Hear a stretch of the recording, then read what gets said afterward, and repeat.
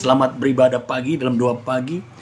Sebelum kita masuk dalam pokok-pokok doa, marilah kita renungkan firman Tuhan dalam kitab Yesaya 9 ayat 1 sampai yang ke-7. Di mana suasana Natal yang kita rasakan pada bulan ini, marilah kita akan merenungkan firman Tuhan perenungan Natal pada hari ini yang terambil dari kitab Yesaya 9 ayat 1 sampai yang ke-7. Jadi jikalau Bapak Ibu Saudara sekalian telah menemukannya, izinkanlah saya akan membacakan kitab Yesaya 9 ayat 1 sampai yang ke-7. Demikianlah firman Tuhan yang akan saya bacakan. Kelahiran Raja Damai. Tetapi tidak selamanya akan ada kesuraman untuk negeri yang terhimpit itu. Kalau dahulu Tuhan merendahkan tanah Zebulon dan tanah Naftali, maka di kemudian hari Ia akan memuliakan jalan ke laut, daerah seberang sungai Yordan, wilayah bangsa-bangsa lain. Bangsa yang berjalan di dalam kegelapan telah melihat terang yang besar. Mereka yang diam di negeri kelaman atas terangnya telah bersinar. Engkau telah menimbulkan banyak sorak-sorak dan sukacita yang besar. Mereka telah bersukacita di hadapanmu, seperti sukacita di waktu panen, seperti seorang bersorak-sorak di waktu membagi-bagikan cerahan. Sebab kuk yang menekan dan gandar yang di atas bahunya, serta tongkat si penindas telah kau patahkan, seperti pada hari kekalahan Midian. Sebab setiap sepatu tentara yang berderap-derap dan setiap jubah yang berlumuran darah akan menjadi umpan api. Sebab seorang anak telah lahir untuk kita, seorang putra telah diberikan untuk kita, lambang pemerintahan ada di atas bahunya, dan namanya disebut seorang penasihat ajaib, Allah yang perkasa, Bapa yang kekal, Raja Damai. Besar kekuasaannya dan damai sejahtera tidak akan berkesudahan di atas tahta Daud dan di dalam kerajaannya. Karena Ia mendasarkan dan mengkokohkannya dengan keadilan dan kebenaran dari sekarang sampai selama-lamanya. Kecemburuan Tuhan semesta alam akan melakukan hal ini. Amin. Berbahagialah Bapak Ibu Saudara sekalian yang merenungkan firman Tuhan serta melakukannya. Di bulan ini kita tidak lain adalah bulan memperingati kelahiran Yesus Kristus 2000 tahun yang lalu, yang disebut Natal. Dan kita akan masuk prosesi Natal di tanggal 25 dalam ibadah ucapan syukur. Bapak Ibu Saudara sekalian, Yesaya 2700 tahun sebelum Yesus datang telah mengutarakan firman Allah dengan nubuatan, dikatakan begini, tetapi tidak selamanya untuk kesuraman untuk negeri yang terhimpit. Kalau dahulu Tuhan merendahkan tanah Zebulon dan tanah Naftali, maka di kemudian hari Ia akan memuliakan jalan ke laut, daerah seberang sungai Yordan, wilayah bangsa-bangsa lain. Bangsa yang berjalan dalam kegelapan telah melihat terang yang besar. Mereka diam di negeri kekelaman, atasnya terang telah bersinar. Yang pertama adalah Yesaya memberitakan nubuatan bahwa ada sukacita yang besar, di mana akan terjadi keselamatan jiwa-jiwa. Sebab sejak zaman purbakala, sejak zaman Adam sampai sebelum Yesus, manusia jiwa-jiwanya tertahan di lembah kekelaman. Dikatakan di sini di ayat 2, bangsa yang berjalan dalam kegelapan telah melihat terang yang besar. Mereka yang diam di negeri kekelaman, atasnya terang telah bersinar. Daud pun menuliskannya dalam Mazmur 23, sekalipun aku dalam lembah kekelaman, aku tidak takut bahaya. Jadi jiwa-jiwa itu tidak dalam masuk keadaan surga. Sebab pertama Taman Eden itu memang ada di dunia ini. Alkitab menuliskannya dalam kitab Kejadian di Taman Eden, di mana di situ dikelilingi sungai Efrat, sungai-sungai yang mengalir ke Taman Eden. Tetapi ketika zaman Nuh, air bah menghancurkan, meluluhlantahkan dunia ini, maka tidak tahu lagi di mana areanya. Sebab semua telah bergeser, semua telah tidak diketahui lagi rimbanya. Dan puji syukur, Yesaya menubuatkannya bahwa akan terjadi kebebasan atas jiwa-jiwa, atas orang-orang kudus, orang yang dibenarkan Tuhan untuk dapat diselamatkan. Sebab itu 2000 tahun yang lalu ketika Tuhan Yesus datang ke dunia ini dan dirinya dikorbankan untuk mengampuni, untuk menyelamatkan jiwa-jiwa yang diselamatkan. Dan di atas bukit Kalpari, di atas kayu salib, dia berkata, sudah selesai. Dan seketika itu Alkitab mengatakan orang-orang kudus yang di dalam lembah kekelaman, terangkat mereka naik ke surga. Dalam Alkitab mengatakannya. Dan begitu juga orang yang jahat, orang yang kejam, orang yang berdosa, orang yang tidak mau mengenal Tuhan, langsung masuk ke dalam neraka. Disitulah mulai penghakiman. Sebab Tuhan telah melakukan apa yang dituliskan oleh kitab para nabi dan menggenapinya, bahwa jiwa-jiwa inilah yang dinantikan oleh Nabi Yesaya untuk tentang keselamatannya. Sebab itu dikatakan ayat 3, engkau telah menimbulkan banyak sorak-sorai dan sukacita besar. Mereka telah bersukacita di hadapan seperti sukacita di waktu panen, seperti orang bersorak-sorai di waktu membagi-bagikan jerahan. Sebab kuk yang menekan gandar yang di atas baunya serta tongkat penindas telah kau patahkan seperti pada hari kekalahan Midian. Jadi Bapak Ibu sekalian, ada sukacita besar. Inilah kita bagaimana kita dapat merenungkan bahwa 2000 tahun yang lalu Tuhan telah datang ke dunia ini untuk menggenapi kita para nabi, untuk menggenapi apa yang telah Tuhan firmankan, bahwa seorang putra telah lahir bagi kita, seorang yang anak telah lahir untuk kita, seorang putra diberikan untuk kita, dan lambang pemerintahan ada di atas bahunya, dan namanya disebut orang penasihat ajaib, Allah yang perkasa, Bapa yang kekal, Raja damai. Dalam kitab Kejadian, permulaan penciptaan, dan manusia itu berkuasa atas seluruh bumi ini karena memang Tuhan memberikan hak untuk mengelola. Tetapi ada satu buah yang dilarang untuk dimakannya. Tetapi ketika manusia itu dicobai, maka terjadilah musibah, masalah yang begitu besar. Sebab manusia itu telah memakan buah. Dan ketika Tuhan bertanya kepada manusia itu, apakah engkau telah memakan buah itu? Maka manusia itu berkata, wanita inilah. Wanita itu juga berkata, ular itulah yang telah menggodanya. Dan seketika itu juga terjadilah masalah besar bagi manusia secara fundamental.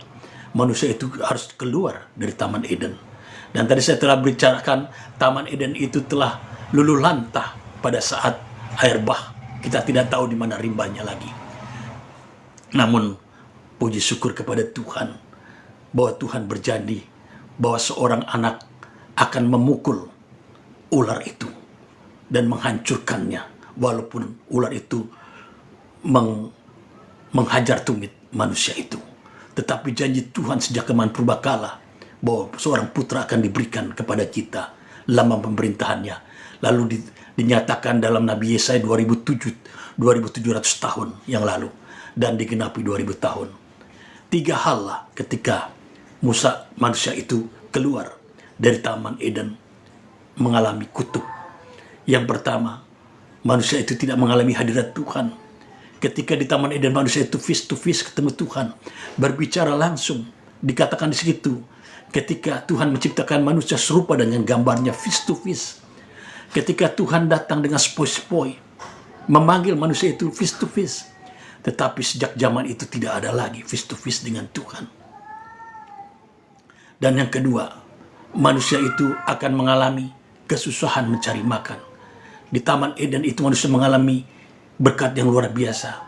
Dia bisa memakan, dia bersuka-sukanya, dan apapun juga tidak akan menjadi suatu penyakit, tidak akan menjadi suatu masalah bagi dia ketika dia makan. Tetapi ketika dia dikeluarkan dari Taman Eden, dia harus mencari makan, mengais makanannya. Itulah kutuk yang kedua. Dan yang kutuk ketiga adalah manusia mengalami kematian. Di Taman Eden manusia tidak mengalami kematian. Dia hidup abadi karena bersama dengan Tuhan. Dan Tuhan berkata, dari debu engkau ambil, maka engkau harus kembali kepada debu. Dan namun manusia itu mengalami ribuan tahun. Jiwanya tidak ditentukan lagi. Masa itu belum ada disebut surga. Karena dari zaman Adam sampai zaman Yesus tidak disebut ada surga. Surga itu adalah rumah Bapa, rumah Allah pencipta langit bumi alam semesta. Jadi Bapak Ibu sekalian, 2700 tahun yang lalu dikatakan oleh Nabi Yesaya bahwa seorang anak telah lahir bagi kita, seorang putra diberikan kepada kita, lambang pemerintahan ada di bahunya, dan namanya disebut orang penasihat ajaib, Allah yang perkasa, Bapa yang kekal, Raja damai. Jadi Bapak Ibu sekalian, ketika 3 kutub itu terjadi dan terus menerus, maka kuk itu dipatahkan. Kuk itu dipatahkan di atas Kalpari, di atas kayu salib. Manusia bisa berhadapan langsung, bertemu dengan Tuhan. Tuhan Yesus berkata dalam kitab Matius pasal 5, jika engkau ingin bertemu dengan Tuhan, Tuhan akan mempertemukan engkau. Sebab Trinitas itu adalah pribadi. Allah Bapa itu pribadi. Tuhan Yesus itu pribadi, Putra Allah. Dan Roh Kudus itu pribadi. Makanya kalau orang yang mencaci maki dia, menghina dia, engkau akan menghadapi dia. Sebab Tuhan juga punya perasaan, punya hati, punya pikiran. Dia punya belas kasihan. Tetapi ada catatan, dia akan menghakimi.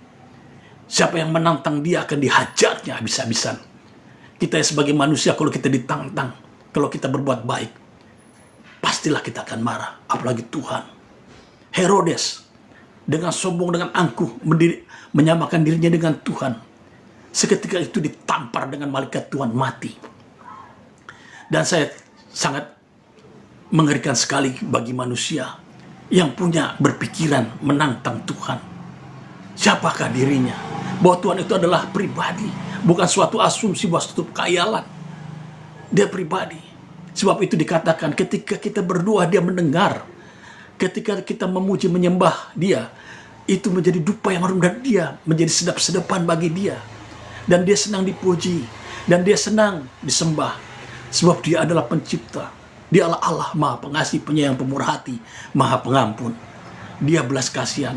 Kalau kita datang minta pengampunan, dia mengampuni dosa kita selama kita hidup. Tetapi kalau kita mati tidak ada pengampunan. Ketika kita minta belas kasihan, dia belas kasihan pada kita.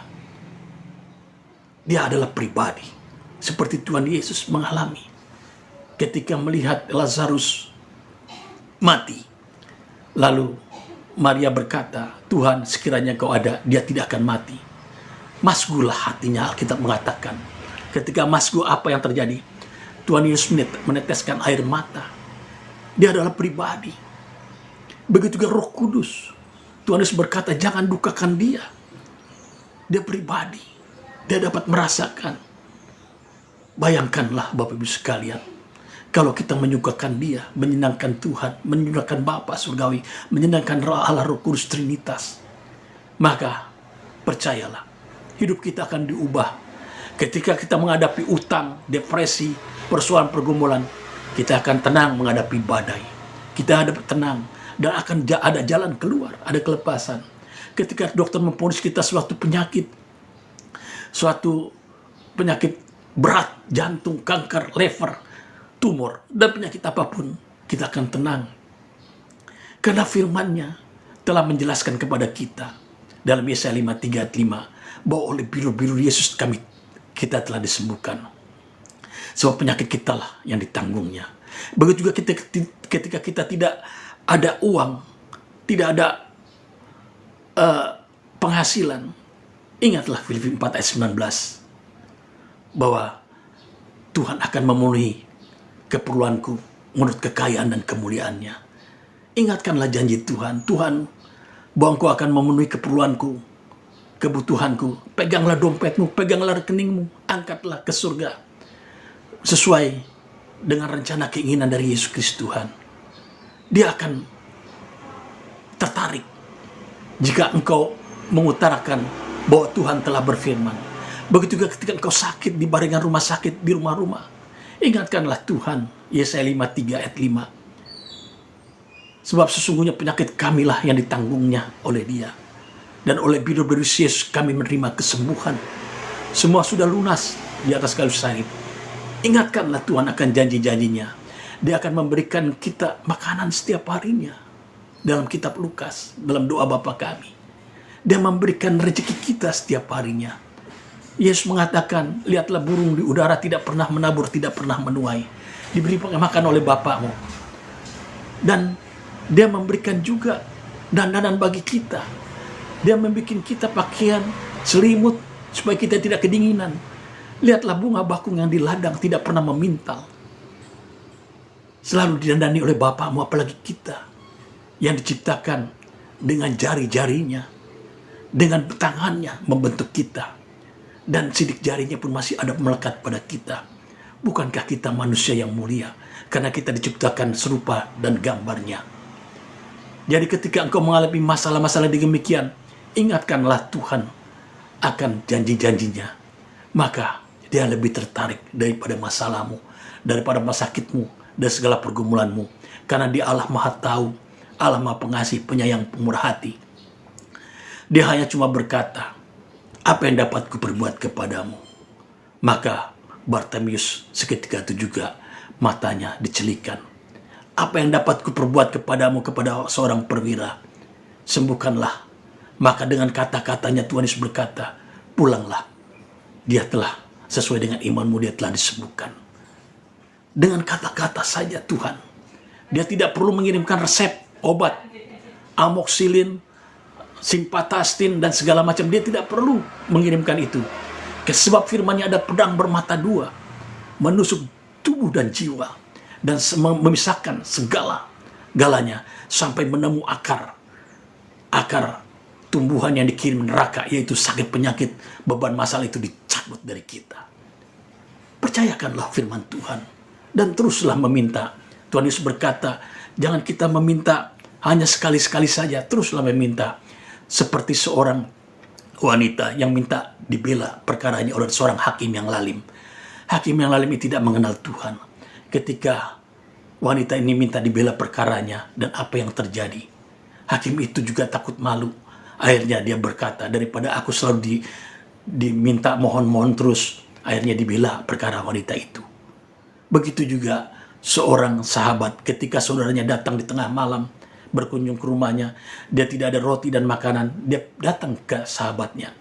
Karena setiap waktu dia gedor-gedor sahabatnya itu meminta roti, maka sahabatnya itu pun dengan rela memberikan makanannya, walaupun sahabat itu tidak tahu malu. Demikianlah kita harus meminta kepada Tuhan, selalu meminta, memohon, karena itu memang perintahnya. Dia senang sekali. Lambat atau cepat, percayalah, dia akan memberikan jawabannya, karena dia berkuasa. Dia masih ada di tatahnya. Dia pemilik langit dan bumi. Dia memiliki kita. Apakah masalah kita? Sakitkah jiwa? Sakitkah kita? Sakitkah beban kita?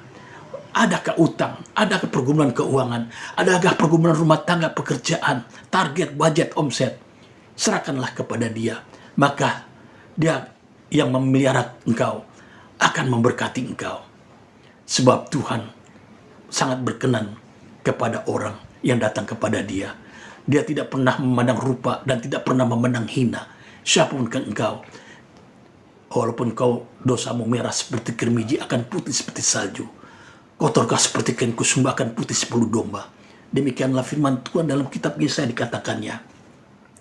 Jadi Bapak-Ibu sekalian, inilah yang dikatakan oleh Nabi Yesaya, sukacita besar, bahwa jiwa-jiwa akan ada datang keselamatan 2700 tahun yang lalu.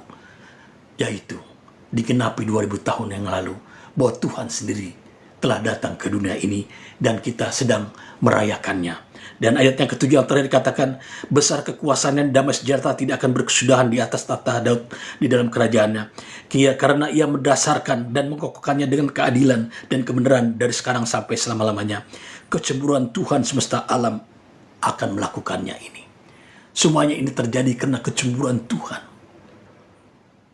Bagaimana Tuhan tidak cemburu? Manusia itu selalu berbuat dosa kecenderungannya. Tetapi Tuhan selalu membuka hati seperti seorang bapa kepada anak terhilang. Dia selalu memantau, melihat supaya kita kembali. Lalu umatnya mendirikan kemah rumahnya, sedangkan semua adalah buatan dia. Lalu umatnya mengangkat seorang raja, padahal dia adalah raja dari segala raja. Maka Tuhan memperlakukan dirinya kepada posisinya, kecemburuan Tuhan, bahwa dialah yang menciptakan manusia, supaya manusia itu bertobat, supaya manusia itu datang kepada Dia, menjadi suatu umatnya, suatu umat rajani yang bangsa yang kudus milik kepunyaan Allah sendiri, yang mana telah ditebus oleh darah yang kudus di atas bukit Golgota dengan harga yang lunas, bukan dengan emas dan perak, dengan tubuh dan oleh bilur-bilur Yesus kita telah disembuhkan. Jadi Bapak Ibu sekalian, dalam perayaan ini kita bersuka cita bagaimana para nabi sejak zaman purbakala menantikan keselamatan jiwa. Sebab tubuh ini akan kembali ke balai debu dan umur kita terbatas 70-80 tahun. Lebih daripada itu adalah kesukaran. Dan setelah itu kita akan kembali. Dan kalau kita kembali, masakah kita mau masuk neraka? Yang dimana itu adalah hukuman neraka. Hukuman yang sangat tidak ada lagi pengampunan. Lebih baik kita datang kepada Tuhan Yesus. Sederhana, asal kita percaya. Tuhan Yesus berkata, percaya kepada Dia, maka pengampunan akan terjadi. Dan kita akan dirubahkan. Kita tidak gentar lagi menghadapi masalah, persoalan, pergumulan, beban. Kita tidak gentar lagi menghadapi sakit penyakit. Bahwa hidup kita, bukan kita lagi mengenai Kristus. Kita tidak gentar lagi menghadapi persoalan rumah tangga, pekerjaan, masa depan. Sebab Tuhan akan memegang kehidupan kita. Dia akan membukakan jalan keluar bagi kita. Dia akan membuka pintu-pintu yang tertutup. Itulah berkat yang dinubuatkan oleh Nabi Yesaya. Tentang seorang putra akan diberikan pada kita. Tentang nubuat Bapak Ibu sekalian, percayalah. Nubuat itu yang baik-baik. Nubuat itu tentang kebaikan, kesejahteraan. Bukan yang mencekam. Bukan akhir zaman. Bukan peperangan. Bukan suatu persoalan dilematis, kerapuan fundamental bagi manusia, tidak. Tetapi nubuat itu adalah sukacita, bahwa kita akan tinggal bersama dengan Bapa di surga. Pencipta dengan diciptakan akan bersama-sama. Demikianlah akan terjadi, bahwa seluruh bangsa akan mengakui Yesus Kristus Tuhan bagi kemuliaan Bapa. Dan Injil aku beritakan sampai ke ujung dunia. Itulah nubuat, dan itu sedang digenapi. Dan kita tahu Natal telah bergema di Bethlehem, di Yerusalem. Natal telah bergema di tanah Israel. Inilah yang dikatakan ujung dunia. Bahwa dari awalnya dari Bethlehem, Yerusalem, dia kembali ke Yerusalem dan Bethlehem. Ketika ini terjadi, angkatlah mukamu ke atas. Dia akan turun, datang dengan kemegahan dan kemewahannya, yaitu Yesus Kristus Tuhan menjelang kedatangan kedua kali. Amin. Berbahagialah pada pagi hari ini Bapak Ibu sekalian. Marilah kita angkat pujian.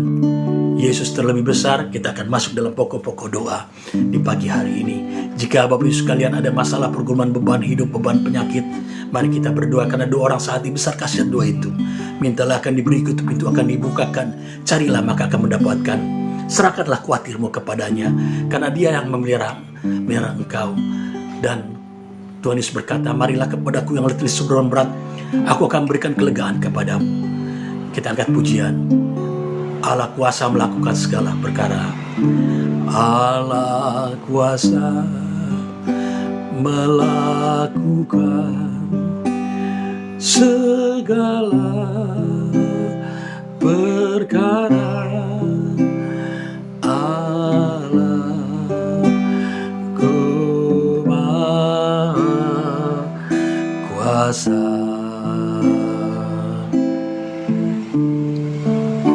Dia ciptakan seisi dunia, atur segala masa.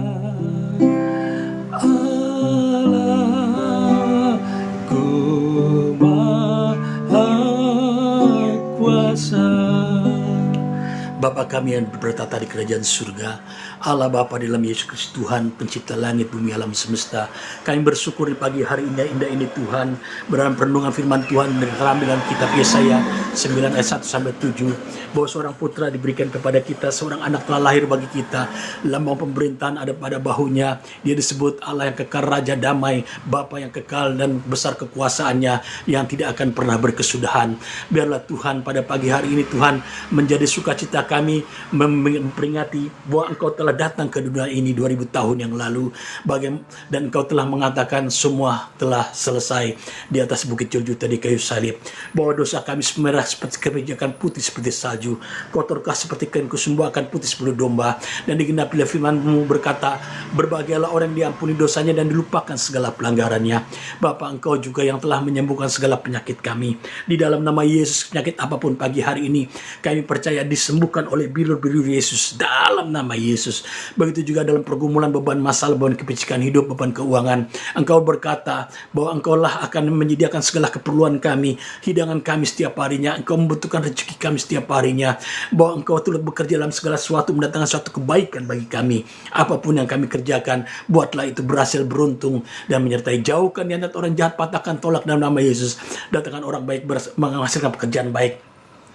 Engkau memberkati rekening kami, Engkau memberkati Tuhan pundi-pundi keuangan kami, Engkau memberkati anak istri kami, mantu kami, cucu kami, berkati rumah tangga kami dengan berkat yang daripada-Mu. Biarlah berkat Abraham, Ishak dan Yakub turun atas kami di pagi hari ini Tuhan. Jauhkan kami dari yang jahat, jauhkan kami dari segala pencobaan, lepaskan dari hal itu, melainkan datangkan damai sejahtera yang Yesus berikan bagi kami, sukacita yang melimpah.